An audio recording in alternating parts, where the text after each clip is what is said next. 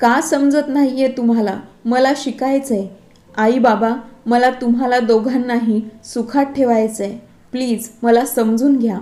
ती अगदी जीवाच्या काकुळतीने त्यांना समजावून सांगत होती. खूप ऐकून घेतलं तुझं, आणि दोन पुरुषांसमोर आवाज काढायची हिंमतच कशी झाली ग तुझी?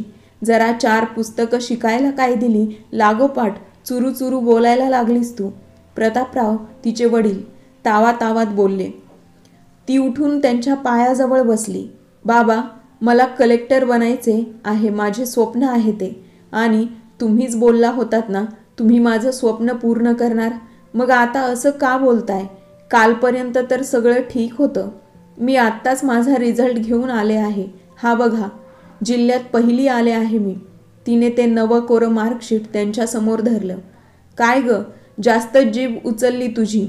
हा, मागून तिच्या भावाने तिचे केस धरले आणि ओढतच तिला बाजूला फेकलं. तिच्या हातातील मार्क लिस्ट घेऊन फाडून टाकलं. स्वतःच्या आई आणि वहिनीकडे बघताय ना, त्यांनी कधी मान तरी वर केली का पुरुषांसमोर? चेहरा कायम झुकलेला आणि नजर खाली. स्त्रियांचे काम हे फक्त नवऱ्याला खुश ठेवणे एवढंच असतं. तुझ्यासाठी सरपंचाचे स्थळ आलंय. आत्तापर्यंत घरची मुलगी आहे म्हणून सगळे लाड पूर्ण झाले तुझे. आता 20 वर्षाची झाली आहेस, तुझं लग्न तर झालंच पाहिजे. तिने मागून तिचे केस ओढत आवाज वाढवत सांगितलं. दादा, सोड, मला खूप दुखतंय. ती कळवळत होती. मग बोल, लग्नाला तयार होणार आहेस की नाही? मला माझं स्वप्न पूर्ण करायचं आहे, ती धीराने बोलली. पण पुढच्या क्षणी तिच्या जोरात कानाखाली बसली, जी तिच्या बाबांनीच तिला मारली होती. खूप माज आलाय तुला. सुनंदा, हिला रूममध्ये बंद करून टाक. संध्याकाळी पाहुणे बघायला येणार आहेत. चांगलं तयार कर. 2 दिवसात लग्न लावून द्यायचं हिचं. काय ब्याद आली जन्माला. त्याने पायाने तिला बाजूला ढकललं आणि स्वतःच मोठ्या मोठ्या मिशावरून हात फिरवत बाहेर गेले. त्यांच्या मागोमाग भैरव म्हणजे तिचा भाऊसुद्धा तिला पाय मारून निघून गेला. चल ग, तिची आई म्हणजे सुनंदाने तिच्या बाकोटीला धरून उचललं आणि फरफटतच रूममध्ये नेलं. आई, तू अशी का वागते? मी मुलगी आहे ना तुझी. तुला काहीच कसं वाटत नाही? मी तर यांना तुला पोटातच मारायला सांगितलं, जन्मालाच घालायची नव्हती. पण सरपंचाच्या वडिलांनी त्यावेळी शब्द दिला होता, तुला सून करून घेणार, म्हणूनच जगली तू. सुनंदाने सांगितलं. तू एक आई असून एवढी निष्ठुर कशी असतेस? कशी असू शकतेस? तुझ्याच पोटात मी मोठी झाली आहे ना. मी तुला काहीच कसं वाटत नाही माझ्याबद्दल? तिची आई लगेचच म्हणाली. आई, मी फक्त माझ्या भैरवची आहे. तुला तर एक गोष्ट सांगते, आता वाचलीस म्हणून दरवेळी वाचणार नाहीस तू. मुलीचं काम आहे फक्त चूल आणि मूल एवढंच असतं. त्यामुळे हे शिक्षणाचे खेळ तुझ्या डोक्यातून काढून टाक आणि सरपंचांना खुश कसं करायचं याचा विचार कर. तिची आई बडबडली आणि बाहेर निघून गेली. ती विधी पाटील, देवपर गावातील व्यापाऱ्यांच्या घरात जन्माला आलेली एकुलती एक मुलगी. घरात पैसा खूप, पण ज्या घरात सरस्वतीला स्थान नाही तिथे लक्ष्मी तरी किती दिवस टिकणार होती? काही महिन्यांपासून धंद्यात पाटलांना सारखाच तोटा होत होता. त्यामुळे सरपंच यांनी त्यांच्या मुलीचा हात मागितला आणि प्रतापरावांनी मागचा पुढचा विचार न करता मान हलवली. विधी, जेवण आणलंय. तिची गीता वहिनी हातात जेवणाचं ताट घेऊन आली. मला नकोय. तिने नाकारात मान हलवली. रडून रडून तिचे डोळे सुजले होते. मला समजते तुझी अवस्था. विधी, मला एक सांग, तू कोणत्या परिस्थितीत आली तरी तुझ्या स्वप्नांकडे पाठ तर फिरवणार नाहीस ना? गीता वहिनी, कधीच नाही. कुणी कितीही विरोध केला तरी मी माझं ध्येय पूर्ण करणारच. आणि ते विधीने निश्चयाने मान हलवली. ऐक माझं. गीता वहिनीने दरवाजा नीट बंद केला आणि तिच्यासमोर येऊन बसली. मी तुला आज रात्री इथून पळून जायला मदत करते. तू इथून कशी मुंबईला जा. मी शाळेत असताना माझ्या शिक्षिका होत्या, सुरेखा रावत म्हणून. त्या आता मुंबईला असतात. मी त्यांचा नंबर देते तुला. तू तिथे जाऊन त्यांना फोन कर. त्या नक्कीच तुझी मदत करणार. मला इथून जमलं तर मी त्यांना फोन करून कल्पना देईल.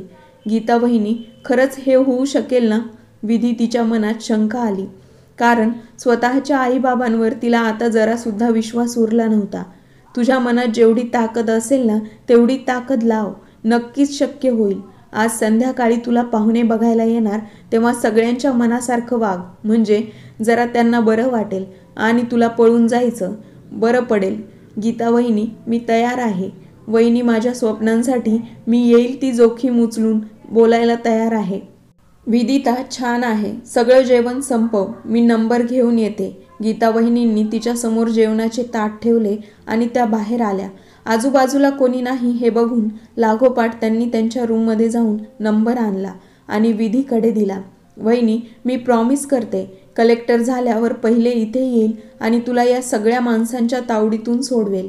विधी बाळा, तू मोठी झालीस ना, त्यातच सगळं आलं. माझी पण स्वप्न होती, पण माझ्या आईबाबांसमोर बोलणे हिंमत नव्हती, म्हणून मी अशीच राहिले. गीता वहिनी म्हणाल्या, वहिनी, तुझी स्वप्नसुद्धा नक्कीच पूर्ण होणार. मी आहे ना, हिंमत हरणार नाही. या तिघांनाही त्यांच्या कर्माची शिक्षा मी देऊनच राहणार. बघ, विधीने विश्वासाने मान हलवली. चल, तू आता थोडा वेळ आराम कर. आईनंतर तुला तयारीला करायला उठवायला येतील, तेव्हा शांतपणे त्या सांगतील तसं कर. गीता वहिनी म्हणाल्या. गीता वहिनी बाहेर गेली. तसं विधी विचार करत बेडवर पडली. जेव्हा जन्माला आली तेव्हापासून तिला लाडात ठेवलं होतं. अभ्यासाला वेळ लागेल म्हणून गावातल्या शाळेत पण घातलं होतं. प्रचंड हुशार होती ती. पुढे शिकायचं वेळ लागलं तिला आणि आता घरात बोलायला आली तर तिला तिच्या लाडात वाढण्याचं कारण कळलं. ती जन्माला आली त्यावेळी तिच्या नशिबी लिहिलेलं गेलं होतं सरपंचाची होणारी बायको म्हणून. तो 40ला पोहोचलेला सरपंच त्याच्याशी आता 20 पार केलेली कोवळी मुलगी कसं लग्न करू शकते. पण तिच्या घरच्यांना या गोष्टीचं काहीच पडलेलं नव्हतं. आत्तापर्यंत दाखवलेलं प्रेम, जिव्हाळा हा सगळा खोटा होता. तिला आता स्वतःचीच लाज वाटत होती की ती आपल्या घरातल्या माणसांच्या चेहऱ्यावर घातलेले हे खोटे मुखवटे ओळखू शकली नाही. अशा विचारात असतानाच तिच्या खोलीचा दरवाजा उघडला गेला आणि तिची आई आत आली. आडवी काय पडली आहे? उठ आणि तयारीला घे. जास्त नाटकं करू नकोस. आई. विधी ती काही न बोलता उठली, बाथरूममध्ये जाऊन फ्रेश होऊन आली. तोपर्यंत गीता वहिनीसाठी साडी आणि बाकीचे दागिने घेऊन आली. हिला नीट तयार करायचं, जास्त नाटकं केली तर 2 ठेवून द्यायची. आईने सक्त ताकीद दिली आणि बाहेर गेली. विधी तशीच आरशात बघत बसली. विधी, हे साडी घे. गीता वहिनीने तिच्या हातात साडी दिली. मी सांगितलेलं लक्षात ठेव आणि जास्त विचार करू नको. मनात इच्छा असेल ना तर सगळं काही नीट होईल. तिने विधीच्या डोक्यावर थोपटलं. विधीने पण मान हलवत तयारी करायला सुरुवात केली. ती भरजरी साडी, गळ्यात सोन्याचे दागिने, केसांची जाड वेणी आणि त्यावर गजरा, सगळी तयारी झाली. तसं तिने एकदा स्वतःला आरशात बघितलं. आयुष्यात पहिल्यांदा तिने साडी घातली होती आणि एवढी सजली होती. तिला नाही आवडायचं साडी घालायला. तिचं स्वप्न हे बिझनेस सूट घालायचं होतं. प्रत्येकाचे विचार वेगळे असतात, तसे तिचे पण होते. पण त्या विचारांना कोणासमोर बोलून दाखवणारी ती थोडी होती. खाली पाहुणे आले तसं तिला बोलावणं आलं. आईने हातात पोह्यांची डिश दिली आणि ती कशीबशी चालत त्या सगळ्यांसमोर आली. नजर वर करून न बघता तिने आलेल्या पाहुण्यांना चहा आणि पोहे दिले आणि सर्वांसमोर सोफ्यावर जाऊन बसली. नाकी डोई छान आहे मुलगी, सरपंचाचे मामा म्हणाले. हां, मग मी निवडली असणारच. सरपंचाच्या आईची मान मोठी झाली. जेवण बनवता येतं ना? सरपंचाची आई. विधीने मान हलवली. बहिणीने आधीच सांगितलं होतं त्यांच्यासाठी समोर जास्त बोलायचं नाही. विधीला घरातील सगळी कामे करायला येतात, प्रतापराव म्हणाले. यायलाच हवी. सरपंचाच्या आई विधिताकडे जरा नजर वर केली तर समोर बसलेला तो मुलगा तिच्याकडे वासनेने भरलेल्या नजरेने बघत होता. मला बोलायचं आहे हिच्याशी, त्याने सांगितलं. हो, का नाही? भैरवने लागोपाठ विधीला त्यांना घर दाखवायला सांगितलं. त्या मुलाची नजर सारखी विधीच्या पोटाकडे दिसणाऱ्या उघड्या भागाकडे होती आणि हे तिला जाणवत होतं, पण ती काहीच करू शकत नव्हती. खूप छान दिसतेस तू, सरपंच विधीला म्हणाले. विधी काहीही बोलली नाही. लाजू नकोस, अजून काही दिवसांनी आपलं लग्न होईल. नंतर सरपंचाने तिच्या अंगावरून नजर फिरवली. विधीने आवंडा गिळला. सगळ्या गावाला माहीत होतं सरपंच कसा आहे, कशा रात्री रंगीन करतो, पण तरी तिच्या घरातले त्यांना काहीच फरक पडत नव्हता. खाली सगळ्यांना होकार झालाच होता. पुढच्या तयारीस ठरवून सगळी माणसं घरी निघून गेली. आज वागलीस ना तर तसंच यापुढे राहायचं, एवढी चालाकी करायची नाही. तुझी प्रतापराव विधी काहीही बोलली नाही आणि सरळ तिच्या रूममध्ये निघून गेली. साडी काढून टाकून ती फ्री झाली आणि बेडवर बसत दीर्घ श्वास घेतला. खरंच हेच असतं का आयुष्य? एवढा फरक का केला जात होता मुलात आणि मुलीत? तिला पटलंच नव्हतं हे जे चाललं होतं ते.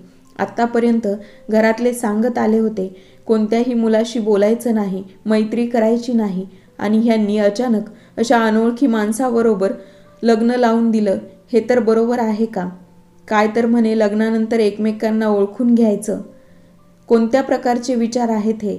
आपली सोसायटी अशी आहे. आपल्या आजूबाजूची माणसं काय, कोणत्या मुलामुलींचे नात्यांकडे चांगल्या नजरेने बघू शकत नाही. लग्न झाल्यावर मुलीने घर सोडायला हवं, दुसऱ्या घरी जायला हवं.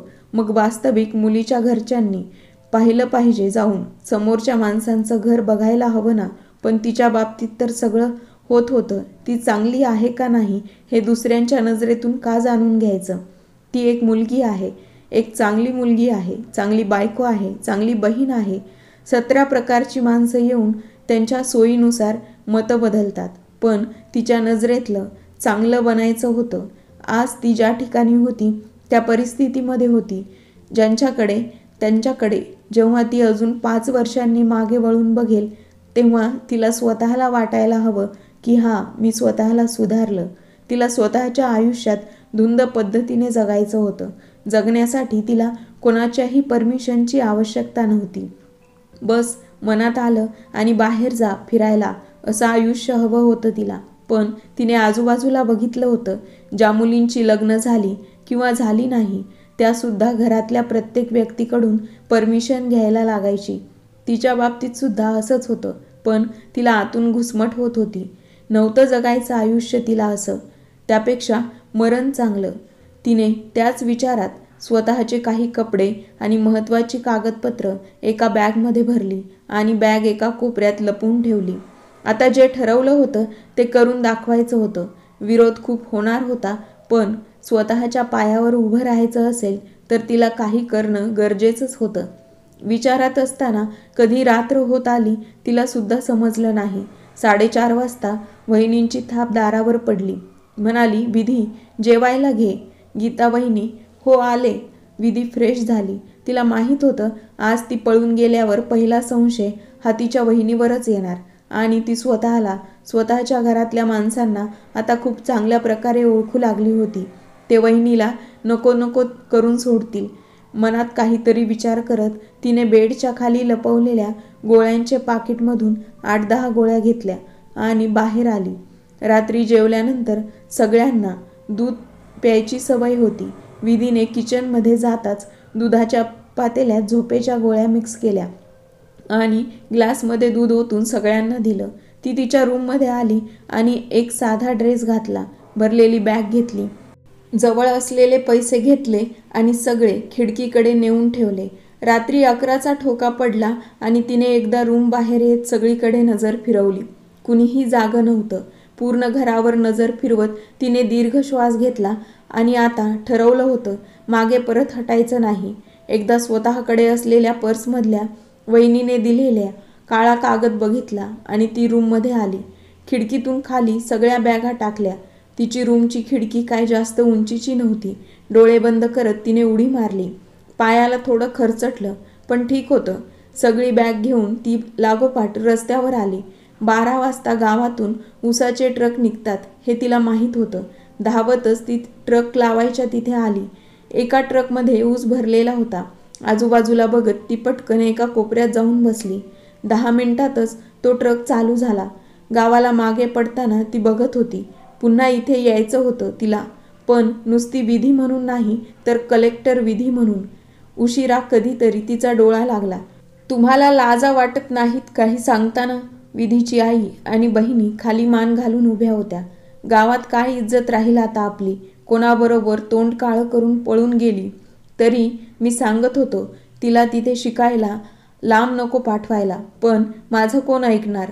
भैरव, सरपंचाला सांगून माणसं पाठव. चारही बाजूला काही ना काही खबर नक्कीच मिळेल, प्रतापराव म्हणाले. आता ती मिळाली तरी या घरात येतच नसते. तिला गाडून टाकणार, तसंच आमच्यासाठी ती मेलीच आहे. भैरव तनतन करत बाहेर पडला. आई आणि वहिनी पण मान खाली घालून स्वयंपाकघरात गेल्या. आज सगळीकडे समशान शांतता पसरली होती. वहिनी मात्र मनातून खूप खुश होती. मनातच प्रार्थना करत होती. विधी ती सुखरूप सुरेखा मॅडमकडे पोहोचावी, हीच तिच्या इच्छा होती. विधीला जाग आली तेव्हा ट्रक थांबला होता. तिने पटकन बाहेर उडी मारली आणि तिची बॅग घेतली. आजूबाजूला चौकशी केल्यावर समजलं ती मुंबईला पोहोचली होती. तिने पर्समधला कागद काढला. कुणाकडून फोन घ्यावा म्हणून बघत होती. हळूहळू पुढे चालायला लागली. समोरच एक चहावाला दिसला. तशी ती 10 वाजताच त्याच्याकडे गेली. दादा, एक फोन लावायचा आहे. थोड्या वेळासाठी फोन मिळेल का? विधी ती म्हणाली. हो, पण लगे इथेच लावा, चहावाला म्हणाला. हो. विधीने हसतच फोन घेतला आणि लागोपाठ दिलेल्या नंबरवर फोन लावला. पण तो आउट ऑफ सर्व्हिस दाखवत होता. तिने पुन्हा एकदा लावून पाहिला. तसंच येत होतं. शेवटी त्या चहावाल्याने फोन मागितला तेव्हा तिने तो दिला. आता समोर ही विस्तीर्ण असलेली मुंबई महानगरी होती. कुठे जावं, काय करावं, खूप प्रश्न समोर होते. आत्तापर्यंत जमवलेले 7-8 हजार रुपये फक्त पर्समध्ये होते. पण तिच्या मनात जिद्द होती. काहीतरी करण्याची इच्छा होती. इथून आता मागे वळायचं नव्हतं. तिला आता इथं आलोय तर या परिस्थितीतून बाहेर पडायचं होतं. तिच्याजवळ फोन पण नव्हता. ते मोठे फोन कसे वापरतात ते सुद्धा तिला माहीत नव्हतं. गावात एक दोघांकडे होता तेव्हा फक्त लांबूनच बघितलेलं, तेवढंच काय. त्या रस्त्याच्या कडेने हातातील बॅग सांभाळत ती चालत होती. गुळगुळीत रस्त्यांवरून मोठमोठी वाहनं धावत होती. एक दिवस प्रयत्न केला तर आपण येथे, असं विचार करून तिचा चेहरा खुलला. जवळजवळ 1 तास तरी चालल्यावर तिला मुलींच्यासाठी असणारा वसतिगृहाचा बोर्ड दिसला. ती लगोलग तेथे गेली. महिन्याला 5,000 दर होता. पण आता तिच्याजवळ दुसरा पर्याय नव्हता. ओळखपत्र आणि अर्धी रक्कम देऊन तिने नाव नोंदवलं. 3 बेड असणारी ती रूम होती. प्रत्येक रूममध्ये वेगळं वॉशरूम होतं. तिला दिलेल्या रूममध्ये ती आली. तिथे असणाऱ्या 2 मुली आत्ताच उठल्या होत्या. वॉर्डने तिची ओळख करून दिली आणि तिथून निघून गेल्या. मी रुपाली, CA करते. त्यातल्या एकीने आपली ओळख सांगितली. आणि मी मेघा, नर्सिंग करते. दुसरी विधीकडे पाहून हसली. मी विधी, माझी 12वी झाली आहे. विधीने तिची ओळख सांगितली. तुला सोडायला कोण आलं नाही का? आई, बहीण वगैरे? रुपाली म्हणाली. नाही, विधी म्हणाली. आपण रात्री बोलूया. आता आम्हाला कामाला जायचे, नंतर क्लास पण आहे. मेघा, मला एक मदत हवी होती. पण मला एक काम करायचं होतं. घरची परिस्थिती चांगली नसल्याने मला माझा खर्च स्वतःच करायचा आहे. विधी म्हणाली. खरंच? मग आम्ही दोघे इथेच एक कॅफेमध्ये आहे तिथे काम करतो. तिथे अजून एक मुलगी काम करत होती, पण 2 दिवसापूर्वीच ती सोडून गेली. तुला हवं तर तू जॉईन करू शकतेस. पगार पण चांगला आहे, रुपाली म्हणाली. मी तुमच्याबरोबर आत्ताच येऊ का? विधी म्हणाली. तू आत्ताच प्रवास करून आली आहेस, जमणार का तुला? मेघा म्हणाली. हो, विधीने उत्तर दिलं. ठीक आहे, चल मग. मेघा, तिघीजणी तयार होऊन बाहेर पडल्या. जन्माला आल्यापासून पहिल्यांदाच विधी अशी एकटी बाहेर पडली होती. खूप छान वाटत होतं तिला. आपण एकटंच फिरायचं, ना कोणतं बंधन, ना कोणी चौकशी करणारं. बस आपले आपणच. कॅफेचे मालक एक आजी आजोबा होते. त्यांना विचारून विधी लागोपाठ कामाला लागली. आज खरंच तिला खूप आनंद झाला होता. आता फक्त एकदा कॉलेजमध्ये ॲडमिशन मिळालं की तिचा मोठा प्रश्न सुटणार होता. पुढचा प्रश्न रंगवतच ती कामाला लागली. कशी वाटली मुंबई? रुपाली म्हणाली. खूप छान. इथली प्रत्येक निर्जीव आणि सजीव वस्तू जगण्याची नवीन आशा देते. विधी म्हणाली. तुझ्या ॲडमिशनचं बघितलंस? मेघा म्हणाली. मला इथं काहीच माहिती नाही. 12वीला 94% होते. त्यावरून आता कोणतं कॉलेज मिळेल तुम्हाला माहीत आहे का? विधी म्हणाली. 94? तू तर टॉपर आहेस. तिथून अर्ध्या तासाच्या अंतरावर मुंबईमधलं सगळ्यात चांगलं कॉलेज आहे. तिथे तुला आरामात ॲडमिशन मिळून जाईल. आणि आता सुरू पण झालेत ॲडमिशन्स, मेघा म्हणाली. मग मी उद्याच जाऊन बघू का? तिथे विधीने उत्तर दिलं. हो. आजीला समजावून सांगितलं तर त्या काही नाहीत म्हणणार, रुपाली म्हणाली. रात्री विधीने त्यांच्या मोबाईलवरून कॉलेजची थोडीफार माहिती काढली आणि हवे त्या डॉक्युमेंट्स काढून ती उशिरा बेडवर पडली. आता मी मागे हटणार नाही. जे व्हायचं ते होऊन जाईल, पण माझ्या स्वप्नांपुढे आता कोणीच नाही. सकाळीच कॅफेमधून जाऊन तिने आजींना सांगितलं आणि तसंच ऑटो करून कॉलेजला आली. एवढं मोठं कॉलेज ती पहिल्यांदाच बघत होती. आत्तापर्यंत असलं कॉलेज तिने फोटोमध्येच बघितलं होतं. आजूबाजूला खूप नवीन मुलं, नवनवीन कपडे आणि मोबाईल घेऊन फिरत होती. हातातली पिशवी घट्ट आवळत ती ॲडमिशनसाठी फॉर्म देणाऱ्या लाईनमध्ये उभी राहिली. एव्हाना ऊन डोक्यावर आलं होतं. ती तर सकाळी फक्त पाणी पिऊन बाहेर पडली होती. कॅन्टीन होतं, पण खर्च करायला जास्त पैसे नव्हते. पिशवीतून पाण्याची बॉटल काढून तिने घटाघट पाणी पिलं. तेव्हा कुठे तिला बरं वाटलं. साधारण 3च्या दरम्यान तिचा नंबर लागला. तसं फॉर्म घेऊन तिने तिथे भरला. तो फॉर्म नंबरच्या वरती फोन नंबरच्या जागी मेघाचा नंबर घातला आणि बाकी सगळं सोडून सबमिट केलं. आता लिस्ट 2 दिवसांनी लागणार होती. सगळी माहिती घेऊन ती ऑटोने पुन्हा कॅफेमध्ये आली. झालं का ॲडमिशन? रुपाली म्हणाली. हो, विधी म्हणाली. विधी मग तिथेच टेबलावर बसली. डोकं दुखत होतं. एवढा वेळ उभा राहून पाय पण दुखत होते. पण ही तर सुरुवात होती. त्रास तर सहन करावा लागणार होता हे तिला चांगलंच माहीत होतं. आगीत होरपळल्यावर निघल्याशिवाय चकाकी येत नव्हती. तू काही खाल्लं की नाही? मेघाने विचारलं. एका माणसाची ऑर्डर देऊन आली. नाही, पैसे नव्हते ग, विधी म्हणाली. थांब, मी घेऊन येते. रुपाली तिच्यासाठी कॅफेमधून सँडविच आणि ज्यूस घेऊन आली. मी या रात्री काम करेन, तुम्ही जा हॉस्टेलवरती, विधीने सांगितलं. तुला नक्की जमेल ना? नाहीतर आजीला सांगून तू नंतर करू शकतेस, रुपाली म्हणाली. नाही नाही, आता मी ठीक आहे. विधीने वेटरचे कपडे घातले आणि कामाला लागली. तिचं शरीर थकलं होतं, पण मनाने ती तेवढीच खंबीर होती. परिस्थितीची जाणीव घेऊन ती पुढे जात होती. खोटी स्वप्न न रंगवता वास्तवाचे भान राखून जगत होती. लिस्टमध्ये तिचा नंबर पहिल्या 10 मुलात लागला होता. खूप मोठं टेन्शन कमी झालं होतं. शिष्यवृत्ती मिळत असल्याने शिक्षणाचा खर्च तर नव्हताच, शिवाय हॉस्टेल पण मिळत होतं. पहिल्या पगारातून तिने एक छोटा मोबाईल घेतला. कॉलेजमध्ये जास्त कोणाशी मैत्री झालीच नव्हती. ती आणि तिचा अभ्यास एवढंच तिचं जग होतं. आजूबाजूला खूप मुली दिसत होत्या. रात्रभर पार्टी करायच्या, मजा करायच्या. तिच्याच वयाच्या होत्या. कधी कधी विधीच्या सुद्धा मनात यायचं, आपण पण अशीच मजा करायला हवी. पार्टी नाही, पण एकटंच कुठेतरी फिरायला जायचं. ना कुणाचं बंधन, फक्त आपण आपले. पण स्वतःच्या परिस्थितीकडे बघून ती मनातले विचार दाबायची. माहीत होतं आपण सध्या हे करू शकत नाही, पण एक दिवस आपण सगळं आहे तसं मनासारखं करू शकू, अशी एक आशा तिला होती आणि त्याच्या जोरावर ती पुढे जात होती. बघता बघता असंच 1 वर्ष गेलं. पहिल्या वर्षी ती कॉलेजमधून दुसऱ्या वर्षात आली. तिने घरी एकदाही फोन केला नव्हता. ती त्यांना विसरली नव्हती. आता समोर तर तेव्हाच जायचं होतं जेव्हा मान वर करून जगासमोर ती एक कलेक्टर बनून येणार होती. पण फडफड होत होती आणि उडायचं बळ अजून आलं नव्हतं. पुन्हा एकदा अभ्यास सुरू झाला. सोबतच सिव्हिल सर्व्हिसेसच्या परीक्षेचा अभ्यास पण सुरू केला होता. हळूहळू मुंबईच्या वातावरणात ती रुळली. कॉलेजमध्ये एकलकोंडी, गावढळ अशी कितीतरी नावं तिला पडली. ती ऐकून सोडून देत होती, कारण तिला माहीत होतं एक दिवस नक्कीच ती या सगळ्यांसमोर मान उभी करून असेल. कोणतेही क्लास लावण्या एवढे पैसे तिच्याकडे नव्हते. कॅफे पण चांगला चालत असल्याने आजीने तिचा पगार वाढवला होता. त्यामुळे थोडेफार पैसे सेव्हिंग म्हणून ती ठेवत होती. सगळंच आयुष्य चांगलं सुरू होतं की अचानक आयुष्य पूर्णपणे पालटलं. असं वाटायला लागलं देवाने तिची खरी परीक्षा चालू केली. कॉलेजमध्ये पेपर चोरी केल्याचा आरोप तिच्यावर लावण्यात आला. कॉलेजमधील कोणत्या तरी श्रीमंत मुलांनी स्वतःला सेफ करून तिच्यावर सगळं ढकललं. कॉलेजमधल्या एका शिक्षिका होत्या. त्यांना तिने सगळी परिस्थिती सांगितली. त्यांनी मदत करायचं कबूल केलं. तसं तिने सुटकेचा श्वास घेतला. समजा पोलीस केस झाली असती तर ती आयुष्यात कधीच कलेक्टर बनू शकली नसती हे तिला माहीत होतं.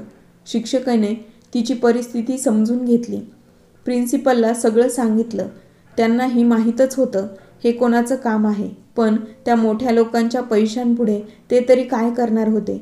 शेवटी प्रकरण जास्त न वाढवता त्यांनी सगळं मागे घेतलं. विधी या सगळ्यातून बाहेर आली होती, पण ती त्या मुलांना मात्र विसरली नव्हती. तिला येता जाता ते हसत होते, सगळ्यांसमोर टोमणे मारत होते. ती मान खाली घालून सगळं काही सहन करत होती, कारण आयुष्याने नवीन धडा शिकवला होता.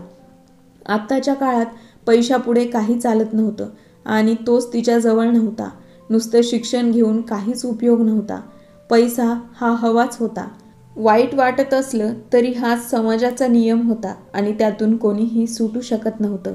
पैशाने सगळं विकत घेता येतं हे ती बघत आली होती. कोण म्हणतं पैशाने आनंद मिळत नाही? मग माणूस कशाला आहे? पैशाने सगळी सुखं मिळत नाहीत हे तर फक्त बोलायला आणि सांगायलाच बरं वाटतं, पण खरी परिस्थिती काय हे तर सगळ्यांनाच माहीत असतं.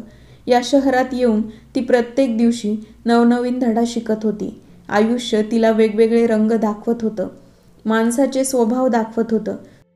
स्वतःलाच नव्याने ती उमगत होती. कॉलेज संपत आलं होतं. शेवटचा पेपर झाला होता.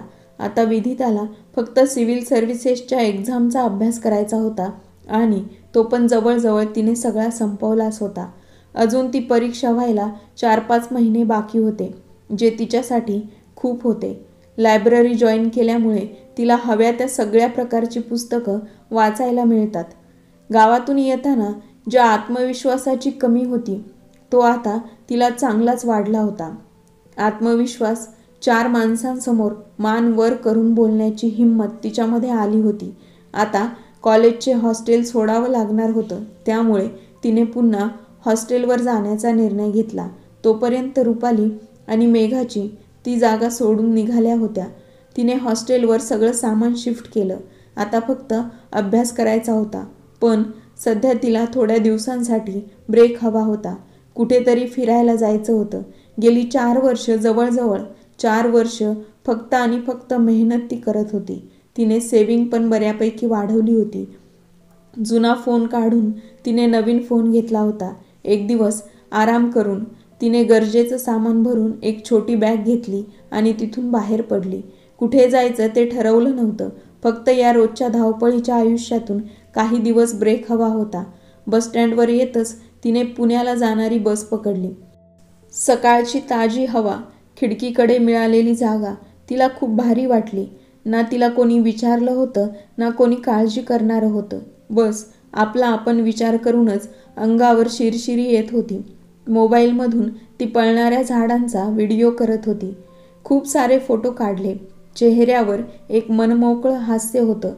3.5 तासांनी गाडी पुण्याला पोहोचली. तसं तिने थोडं खाऊन घेतलं. पुण्यातली बरीचशी ठिकाणं तिने पालथी घातली. शनिवार वाडा, शेठ गणपती, तुळशीची बाग, पुस्तकांच्या दुकानातून बरीचशी पुस्तकं देखील तिने खरेदी केली. एवढी गर्दी तर रोज धावपळ करणारी ही माणसं, प्रत्येकाच्या कोणत्या ना कोणत्या समस्या, सगळं काही ती बघत होती. ती माणसांना वाचायला शिकत होती. संध्याकाळपर्यंत पुण्याला जाणाऱ्या रस्त्यावरून ती फिरत होती. ती पुन्हा मुंबईला जाणाऱ्या गाडीत बसली. यावेळी नक्कीच काहीतरी गवसल्याचं समाधान होतं. चेहऱ्यावर खूपदा आजूबाजूला असणाऱ्या माणसांकडून ऐकलं होतं, मुलगी आहे, एकटी बाहेर कशी जाणार, काही झालं तर सगळं कसं सांभाळणार. खूप प्रश्न ऐकले होते, पण आज ती एकटी मनसोक्त फिरली होती. त्याचं समाधान तिला होतं. मुलगी पण एकटी फिरू शकते. मुलगा किंवा मुलगी हा भेदभाव कळण्याआधी दोघंही माणसं आहेत हे साम्य लक्षात घ्यायला हवं. मनात खूप विचार येत होते आणि हेच तिला विचार पुढे घेऊन जाणार होते. कारण ती बाकीच्या मुलींसारखी नव्हती. ती वेगळी होती. ती सगळं अनुभवातून शिकत होती. लोकांनी सांगितलेल्या गोष्टींवर विश्वास ठेवत नव्हती. लोक तर फक्त स्वतःच्या गरजेनुसार बोलत असतात, पण आपल्याला काय हवंय हे तर आपण स्वतःच ठरवायचं असतं. तिला कधीच लोकांच्या नजरेतून चांगलं बनायचं नव्हतं. तिला स्वतःसाठी चांगलं व्हायचं होतं. बस थांबली तसं ती भानावर येत खाली उतरली. रात्र झाली होती, पण मुंबई तर कायम जागीच. गार हवेचा आनंद घेत ती हॉस्टेलवर आली. दुसऱ्या दिवसापासून पुन्हा अभ्यास सुरू झाला. इंटरनेटवरून खूप माहिती मिळत होती. शिवाय वाचनालयही होतं. हेच प्रत्येक गोष्ट ती मन लावून करत होती. परीक्षा अगदी काही दिवसांवर आली होती. तिची सगळी तयारी झाली. पहिल्या परीक्षेचं तिला जास्त टेन्शन नव्हतं आणि अखेर तो दिवस आलाच. पुन्हा अभ्यास करून तिने पेपर दिला. तो सोपा गेला. आता पुढचा पेपर 3 महिन्यांनी होता आणि तो जास्त महत्त्वाचा होता. कोणीतरी म्हटलं होतं, अनुभव माणसाची गरज असते. इंटरनेटवरून माहिती काढता काढता मुंबईमधल्या 2-3 क्लासबद्दल तिला समजलं. त्यामुळे तिथे ती भेटायला गेली. पण त्यांची फी ऐकून तिची निराशा झाली. एवढे पैसे तिच्याकडे नव्हतेच. शेवटी जे होईल ते बघून घेता येईल म्हणून तिने स्वतःचा अभ्यास करायला सुरुवात केली. रात्रंदिवस एक करून सगळ्या प्रकारची पुस्तकं वाचली. झोप तर कमीच झाली होती. तरी पण पुढे यश हवं असेल तर त्रास सहन करावाच लागणार होता. काम तर करत तिने अभ्यास सांभाळला. 3 महिन्यांनी दुसरी परीक्षा झाली. थोडं कठीण गेलं पण तिने स्वतःवर विश्वास ठेवला. रिझल्ट लागेपर्यंत तिने कॅफेमध्ये काम केलं आणि एक दिवस हॉस्टेलच्या पत्त्यावर ती सिलेक्ट झाल्याचं पत्रच आलं. तिचा आनंद गगनात मावेना झाला. पण खरी परीक्षा आता सुरू झाली होती. मुलाखतीसाठी तिला दिल्लीला जावं लागणार होतं आणि तिथे सर्वांसमोर प्रश्न विचारले जाणार होते. ऐकलं होतं की बहुतांश मुली ह्याच ठिकाणी मागे येतात. त्यामुळे तिला मुलाखतीची खूप चांगली तयारी करायची होती. तिला महिन्याभराची मध्येच मुदत होती. त्यामध्ये हॉस्टेलमधल्याच मुलीकडून प्रश्न विचारून तिने घेतले होते आणि तयारी करायला सुरुवात केली. काही पुस्तकं तिला विकत घ्यावी लागली. चांगले कपडे पण घ्यावे लागले. सगळी तयारी करून ती शेवटी दिल्लीसाठी निघाली. एवढ्या मोठ्या शहरात जायचं म्हटल्यावर मनातून थोडी भीती वाटत होती. शिवाय मुलाखतीचं सुद्धा टेन्शन होतं. मजल दर मजल करत ती दिल्लीला पोहोचली. दिलेल्या वेळेच्या 2 तास आधी ती सेंटरला गेली आणि रिपोर्ट केलं. तिथे आलेली बरीचशी मुलं ही उंची कपडे घालून आली होती. विधी शांत एका कोपऱ्यात जाऊन बसली. स्वतःवर लक्ष केंद्रित करत तिने आत्तापर्यंत केलेले सगळे परिश्रम आठवले आणि मनात एक दृढ निश्चय केला. आता इथंपर्यंत आलीच आहे तर रिकाम्या हाताने पाठी जाणार नाही. तिचा नंबर आला तसा दीर्घ श्वास घेत ती आत गेली.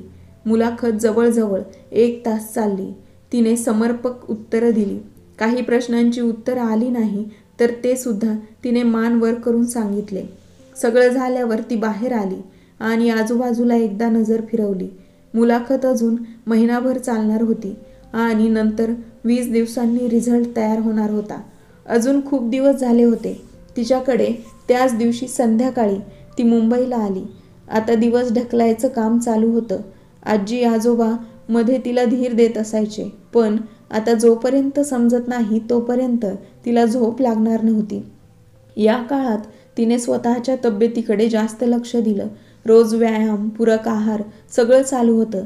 एक दिवस मोजता मोजता अखेर रिझल्टचा दिवस उजाडलाच. त्या दिवशी ती कॅफेमध्येच बसली होती. आजी आजोबा पण तिच्यासोबतच बसले होते. एवढ्या वर्षात त्यांच्यासोबत पण एक वेगळंच नातं तिचं तयार झालं होतं. फोनवर रिझल्ट बघता बघता मध्येच नेट गेलं पण समोर टीव्ही चालू होता. शेट, नेट गेलं. बघताच तिने टेबलवर फोन आपटला. अगं बाळा थांब, जरा धीर धर. आजीने तिच्या खांद्यावर हात ठेवला. विदू, अगं तुझं नाव सांगतंय, टीव्हीवर बघ. आजोबा बाहेरून ओरडले तसं ती आणि आजी बाहेर धावत आली. बातमी बघून तिचं तोंड उघडच राहिलं. एवढं मोठं तिने कधीच विचार केला नव्हता. याचं तीच स्वप्न हे फक्त कलेक्टर बनणं एवढंच होतं. पण आता ती देशात दुसरी आली होती. न्यूजमध्ये सगळीकडे तिची चर्चा चालू होती. हातातला फोन वाजला तसं ती भानावर आली. दिल्लीला बोलावलं होतं तिला सत्कारासाठी. आनंदातच तिने आजी आजोबांना मिठी मारली. त्यांच्याशिवाय अजून कोणीही नव्हतं जे तिच्याशी ती स्वतःचा आनंद शेअर करेल. डोळ्यातून वाहणारं पाणी थांबवायचं नाव घेत नव्हतं. आनंद अश्रू येत होते तिच्या डोळ्यातून.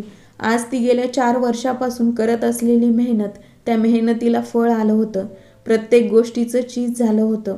तिचं स्वप्न जवळजवळ पूर्ण झालं होतं आणि आता तिला तिचं वचन पूर्ण करायला जायचं होतं. सगळ्या न्यूज चॅनलवर विधीची बातमी दाखवत होते. पेपर, मॅगझिन सगळीकडे तीच होती. दिल्लीला तिचा सत्कार झाला. बाकीच्या सिलेक्ट झालेल्या ऑफिसरना ती भेटली. त्यांच्यासोबत छान मैत्री झाली कारण तिथे कोणीही पैशाची पावर दाखवून पोहोचू शकत नव्हतं. जे होतं ते सगळं मेहनत करून आलं होतं. समोरच्याला रिस्पेक्ट करणं त्यांना जमत होतं, कारण तो किती त्रासातून गेला हे त्यांना माहीत होतं. आठवड्यातच सगळं ट्रेनिंग घ्यायला उत्तराखंडमध्ये असलेल्या लपसाना ट्रेनिंग सेंटरमध्ये आले होते. आता इथे 2 वर्ष त्यांना ट्रेनिंग देणार होते. काम कसं करायचं, बोलण्याची पद्धत, वेगवेगळे कार्यक्रम सगळं होणार होतं. नवीन उत्साहासोबत त्यांनी आयुष्याला सुरुवात केली. जुनेच ऑफिसर भेट द्यायला यायचे तेव्हा त्यांच्याकडून अनुभवाचे बोल मिळायचे. सगळं अगदी सुरळीत चालू होतं. एकमेकांसोबत आनंदाचे 2 वर्ष निघून गेले. विधी तिची पोस्टिंग तिचं गाव असणाऱ्या जिल्ह्यातच झाली. तिची मनापासून जिथे पाहिजे होती तिथेच बदली झाली. मनातून तिने देवाचे आभार मानले. ड्युटी जॉईन करण्याआधी तिचं एका मोठ्या इव्हेंटला भाषण होतं. तिच्याबद्दल जास्त कोणाला माहिती नव्हतं, त्यामुळे मीडिया पण तिच्याबद्दल जाणून घेण्यास उत्सुक होती. तिने मुद्दामूनच सगळं झाल्यावर लोकांसमोर येण्याचा डिसिजन घेतला होता. विधी स्टेजवर आली तसा टाळ्यांचा कडकडाट सुरू झाला. खूप माणसं होती. एवढी तर तिने स्वप्नात देखील विचार केला नव्हता. तिचा सत्कार झाला. नंतर बोलण्यासाठी तिला माईक देण्यात आला. समोर असलेल्या प्रेक्षक वर्गात स्त्री आणि पुरुष दोन्ही होते. सिव्हिल सर्व्हिसची परीक्षा देणारी मुलं होती. हॅलो एव्हरीवन, ती हसत म्हणाली. मी विधी, फक्त विधी, त्यापुढे काही नाही. देवपूरमध्ये जन्माला आलेल्या सगळ्यांसारखीच एक नॉर्मल मुलगी. आत्ताच इथे असणाऱ्या मॅडम बोलल्या की तुम्हाला मी अभ्यास कसा केला, कोणत्या अडचणी आल्या, मी एवढी मोठी कशी झाली हे सांगावं. थोडक्यातच माझ्या सक्सेसची कहाणी. पण मला वाटतं मी तुम्हाला मी स्वतः केलेल्या चुकांबद्दल सांगते. सक्सेस हा शब्द प्रत्येकासाठी वेगळा अर्थ घेऊन येतो.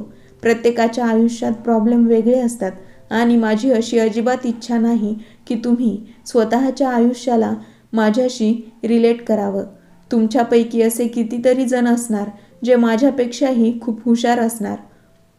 त्यामुळे माझ्याकडे बघताना IAS विधी नको, तर विधी नावाची एक मुलगी उभी आहे असाच विचार करा. ती बोलली तसं टाळ्यांचा कडकडाट चालू झाला. स्वतः एवढं मोठं असून सुद्धा समोरच्या माणसाला रिस्पेक्ट देणं आजच्या काळात सगळ्यांना जमत नाही, हे तिथे असणाऱ्या जवळजवळ सगळ्यांनीच अनुभवलं होतं. मी एका अशा घरात जन्माला आली जिथे मुलीला काहीच किंमत दिली जात नव्हती. पैशांसाठी माझ्या घरच्यांनी माझं लग्न ठरवलं, पण मी घरातून पळून आले आणि मुंबईला राहिले. तिने असं सांगताच सगळ्यांची बोटं तोंडात गेली. ही 12वी झाल्यानंतरची गोष्ट आहे. हातात असणारे थोडे पैसे आणि मनात जिद्द एवढंच होतं माझ्याजवळ. एका कॅफेमध्ये काम करून पैसे कमावत अभ्यास सुरू केला आणि आज इथे आहे. खूप सिंपल वाटतं नाही? ती हसली. समोर असलेल्या माणसांनी सुद्धा हसत माना हलवल्या. वर हे जेवढं सोपं वाटतं त्यापेक्षा कितीतरी जास्त कठीण असतं. लढायचं होतं माणसांशी नव्हे तर स्वतःशीच. एक मुलगी म्हणून खूप ऐकलं होतं. तुम्हाला माहीत आहे, काही दिवसांपूर्वी आमच्या ट्रेनिंग कॅम्पमध्ये एक मुलगी भेटली, शहरात राहणारी, पण तिच्या घरच्यांचे विचार ऐकून अंगावर काटा आला. लहानपणापासून कायमच तिला हेच सांगत आले होते की तुला पुढे जाऊन लग्न करायचं आहे. मुलीच्या आयुष्यात याशिवाय दुसरा कोणता उद्देश नसतोच का? तिला काय करायचं आहे, काय नाही, हा सर्वस्वी तिचा निर्णय असायला हवा. आईबाबांनी जन्म दिला याचा अर्थ असा अजिबात होत नाही की ते आपल्या मुलीचं आयुष्य कंट्रोल करतील. ते म्हणतील तसंच तिने वागायला हवं. तिने ती चुकली तर तिला योग्य मार्ग सांगण्यासाठी ते वाटसरू जरूर होतील. लेख सांगते जे मी आत्तापर्यंत अनुभवलेले. एक स्त्री जी एक कंपनी सांभाळू शकते आणि जर एक स्त्री जी घरात राहून मुलांना सांभाळत असते, घर बघू शकते, या दोन्ही गोष्टी तेवढ्याच मेहनतीच्या आहेत. कोणीही कमी नाही किंवा कोणीही जास्त नाही.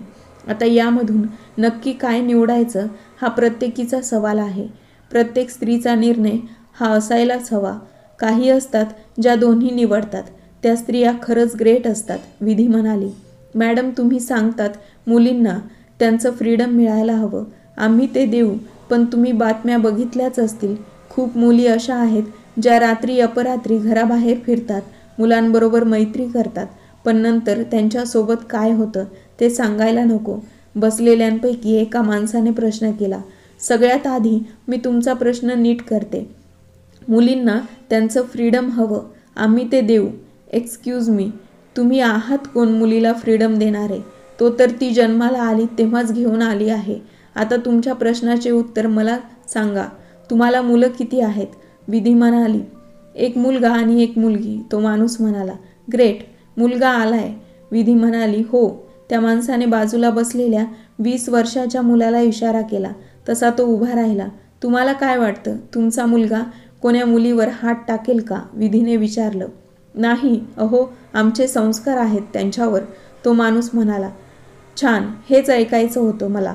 जेव्हा एखादा मुलगा मुलीला वाईट नजरेने बघतो, त्रास देतो, तेव्हा ती चुकी ना त्या मुलीची असते ना मुलाची असते. ती सोसायटीची, संस्कारांची. जन्माला आल्यापासून कोणाला सांगितलेलं नसतं की बाबा तुला पुढे जाऊन रेपिस्ट बनायचं आहे, पण तरी रेप होतात. कारण तुम्ही लोकांनी कुठे ना कुठे मुलांना हे शिकवलं की ते मुलींवर हक्क गाजवू शकतात. मुली या त्यांच्या उपभोगासाठी असतात किंवा जे घरात तसं वातावरण असतं त्यामधूनच त्यांचं मन वळतं. विधी म्हणते, मुलगी आहे म्हटल्यावर घरातील कामं तर यायलाच पाहिजे. कधी ना कधी प्रत्येक मुलीला लग्न करावं लागतं. एका महिलेने प्रश्न केला, का करावं लागेल प्रत्येक मुलीला लग्न? मला लग्न करायचं नाही. मी माझ्या आयुष्यात खूप खुश आहे. लग्न करणं, मूल असणं हे कोणत्याही स्त्रीला पूर्ण करत नाही. स्त्री पूर्ण तेव्हाच होते जेव्हा ती मनापासून समाधानी असते. आणि घरातील कामं हे मुलींनी नाही तर माणसांनी सुद्धा केली पाहिजे. त्यामध्ये मुलं आणि मुलीसुद्धा आल्या. सगळ्यांनी केलं पाहिजे. जेवण बनवणे ही एक कला आहे, मुलीचा धर्म नाही. विधी बोलली तसं सगळ्यांनी टाळ्या वाजवायला लागले. समाजात अशा परंपरा अजून आहेत. रात्री एखादी मुलगी उशिरा घरी आली तर नक्कीच तिचं बाहेर काहीतरी चालू असणार असं म्हणतात. आणि तोच एखादा मुलगा उशिरा घरी आला तर तो किती मेहनती आहे असं बोलतात. आपल्या समाजामध्ये हे विचार जन्मालाच का येतात? तुम्हाला माहीत आहे, मी ना अशी सुद्धा एक परिस्थिती बघितली आहे. आपल्याकडे आई बाबा आयुष्यभर सगळे पैसे मुलीच्या लग्नासाठी जमवतात आणि कोणता तरी ऐवज मुलासोबत तिचं लग्न लावून देतात. तिला सांगतात, बाई गं, आम्ही आयुष्याची कमाई तुझ्या लग्नाला लावली आहे. सुखाने जगशील, राणीचा संसार करशील. आम्ही या छोट्या घरात उरलेलं आयुष्य काढायला मोकळं झालो. माझ्या मते हे लोक खऱ्या अर्थाने आई बाबा या शब्दाचा अर्थ समजू शकले नाहीत. हां, ते महान आहेत. आयुष्यभर स्वतःच्या इच्छा मारून, स्वतःच्या अपेक्षा मारून मुलीसाठी पैसे जमवले. स्वतः त्या गरीब छोट्या घरात राहिले. पण मग तो पैसा त्याच मुलीच्या शिक्षणावर का खर्च नाही करत? ती शिकली, पैसे कमावले तर त्यांना सुखात ठेवू शकते. कुणा चांगल्या मुलासमोर हात जोडायची गरजच नाही. त्यांना पण हे असं नाही करत. ही खरंच दुःखास्पद गोष्ट आहे की आज या 20व्या शतकातून अशा घटना घडत आहेत. विधी बोलली, पण तिथे असलेल्या कित्येक मुलींच्या डोळ्यात पाणी आलं. कारण ती खरं बोलत होती. तिथे असलेल्या मुलींनी अनुभवलं होतं. ती एक गोष्ट लक्षात घ्या, जोपर्यंत तुम्ही स्वतःला हवं ते बोलत नाही तोपर्यंत ते तुम्हाला मिळणार नाही. काही दिवसांपूर्वी एका मोठ्या महिलेची मुलाखत ऐकली. त्या एका मोठ्या कंपनीच्या CEO झाल्या. तिथे आलेल्या लोकांनी पहिला प्रश्न विचारला, तुम्ही एवढ्या मोठ्या झालात तर घर, मुलं आणि ही कंपनी हे सगळं कसं सांभाळणार तुम्ही? ही खरंच हास्यास्पद गोष्ट आहे ना? हाच प्रश्न त्या ठिकाणी एखादा पुरुष असता तर त्याला विचारला गेला असता का? घरातली कामं, मुलं हे सगळं स्त्रीपुरतंच मर्यादित का ठेवलं जातं? काही गोष्टी मुली चुकतात, पण त्यावेळी असंच बोललं जातं, ती मुलगी आहे, तिला कमी शिक्षण द्या. का? मुली आणि मुलात फक्त फिजिकल डिफरन्स आहे. बाकी प्रत्येक गोष्ट जो मुलगा करू शकतो ती मुलगी पण करू शकते. आणि त्यासाठी मुलीने स्वतःचा हक्क मागायला शिकलं पाहिजे. जे समोर चाललंय ते शांतपणे ऐकून न घेता स्वतःचे विचार त्यावर मांडता आले पाहिजेत. मला वाटतं एवढंच तुम्हाला समजलं तरी तुम्ही आयुष्यात सन्मानाने जगू शकाल. धन्यवाद. विधीने तिचं भाषण संपवलं. एक क्षण त्या हॉलमध्ये शांतता पसरली. पुढच्या क्षणाला जोरात टाळ्यांचा कडकडाट व्हायला लागला. 5 मिनिटं फक्त टाळ्या गुंजत होत्या. विधीने डोळ्यातलं पाणी पुसलं आणि तिचा सत्कार झाल्यावर तिथून ती बाहेर पडली. दुसऱ्या दिवशी तिने ड्युटी जॉईन केली आणि सगळ्यात आधी ती रामपूरमध्ये राहिली. म्हणजे तिच्या गावी आली. काहीही बदललं नव्हतं. थोडंफार गावात सुधारणा झाली होती, पण लोकांची मानसिकता त्याच दर्जाची होती. तिच्या गाड्या घरासमोर येऊन थांबल्या. येताना ती पोलिसांना पण घेऊन आली. एवढा आवाज ऐकून, गाड्या बघून आजूबाजूचे लोक पण जमा झाले. घरातले सगळे बाहेर आले. गीता वहिनीने विधीला बघितलं आणि डोळ्यात पाणी आलं.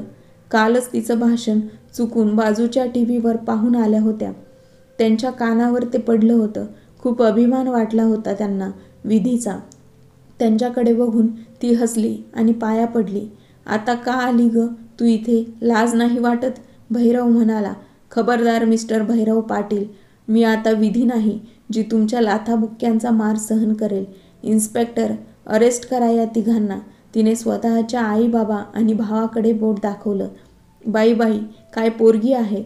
जरा जास्त शिकली तर स्वतःच्या आई बाबाला पोलिसांकडे देते. असली मुलं असण्यापेक्षा नसलेलीच बरं. आजूबाजूच्या लोकात चर्चा सुरू झाली. ते माझे आई बाबा असले तरी गुन्हेगार. गुन्हा हा गुन्हाच असतो. पण समोर कोणीही असो, ज्या घरात एका मुलीवर हात उचलला जातो त्या घरातल्या माणसांची जागा ही जेलमध्येच आहे. विधीने आवाज वाढवला. तिच्या आईबाबांनी रागाने तिच्याकडे बघितलं. पण विधी तिने नजर फिरवली आणि वहिनीला घेऊन तिथून निघाली.